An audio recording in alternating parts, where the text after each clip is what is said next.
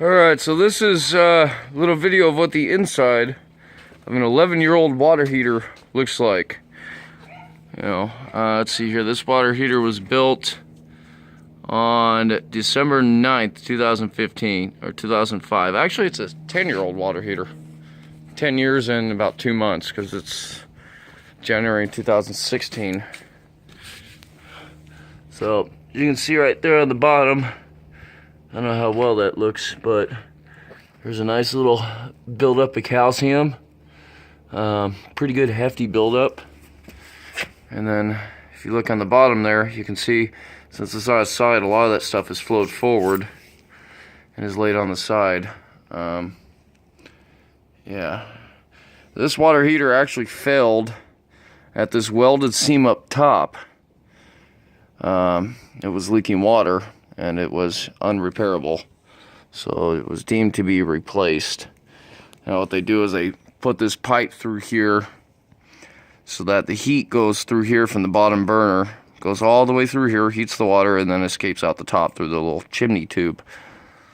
And then of course they weld in a couple of fittings here. We've got a fitting on the right and the left here for hot and cold water, and there's an additional fitting for pressure relief valve, so that way your water heater doesn't accidentally explode. 10 years on a water heater. I've had water heaters that lasted a lot longer than this, so my honest opinion, this thing only lasted 10 years. It's probably garbage. Brand is probably garbage. And this was a A.O. Smith water heater.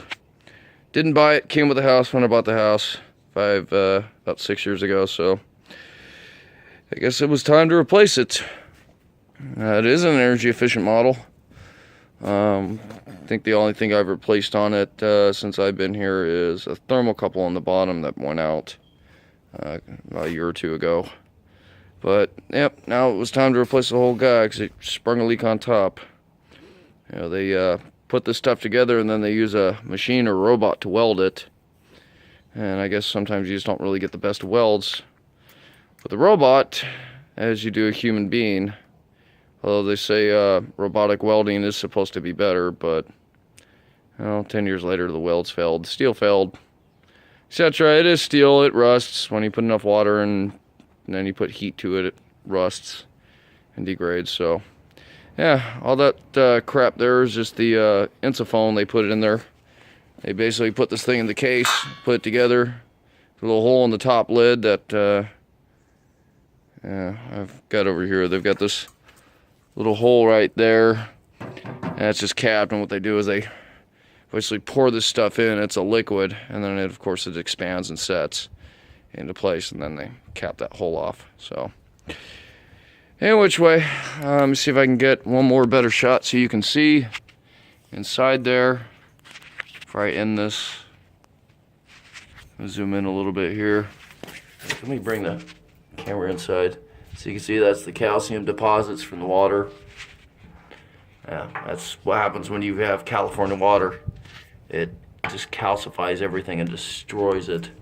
Kills toilets, kills whatever stuff water goes through, and this stuff just sticks. Acid will dissolve it, but you're not going to pour acid inside a water heater, so yeah. You can do that in the toilet, and see there's a big healthy chunk right there. And some of the stuff is actually pretty stuck to the inner frame of this thing, so the inside walls. But yep.